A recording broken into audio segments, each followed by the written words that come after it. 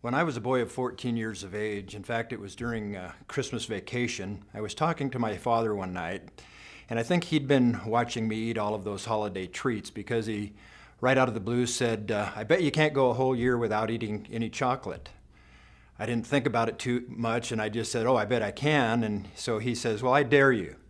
So just before midnight on New Year's Eve, I ate every bit of chocolate I could find in our house, and then at the tick of midnight, my challenge began, and I went off chocolate for an entire year.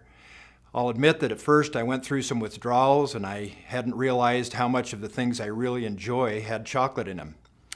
My friends made fun of me, and in fact some of them tried to sabotage me by putting chocolate chips in my salad and in my milk and other food items.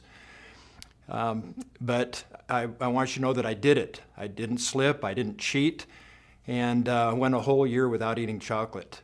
I learned a lot about myself that year and gained some confidence in terms of my self-discipline, self-mastery. I learned who's in charge, and I'll admit that the first time I had chocolate the following year, I felt guilty. In fact, I felt like I was sinning.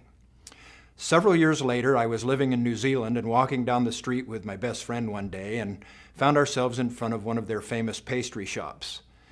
As we looked in the window, here were the biggest, most delicious looking cream puffs that I'd ever seen. So after staring for a little bit, I said, hey, let's go in and get one of those. And he thought for a moment, and then he says, no, I don't think I will. Well, I wanted one real bad, and so I said, okay, you got me, I'll pay. It's my treat. And he thought about it again, and he said, no, I don't think I will, but thanks. So I was a little confused at this point, and I just said, don't you like cream puffs? And he says, oh, they're my favorite. I said, don't you want one? And he said, I really do. Well, then why won't you go in and have one with me?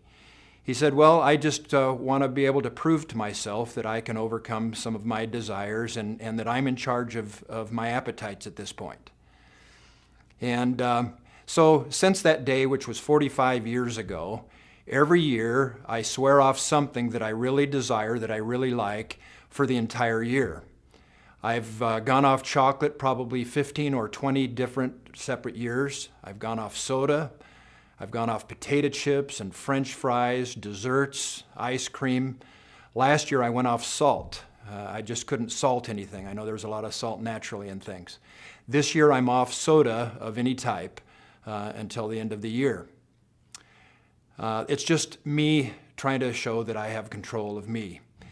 By the way, I have a friend named Stan who he's a slim, athletic young guy, and we go out to eat quite a bit, and every time we go out to eat, I noticed that he would only eat half of his portion. I didn't mind that too much because I would get a portion and a half.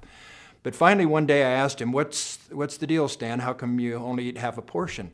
And he explained to me that his entire family were morbidly obese, that they were all very overweight, and that he had promised himself when he was young that that wouldn't happen to him. So it was just Stan showing that he's in control and in charge of Stan.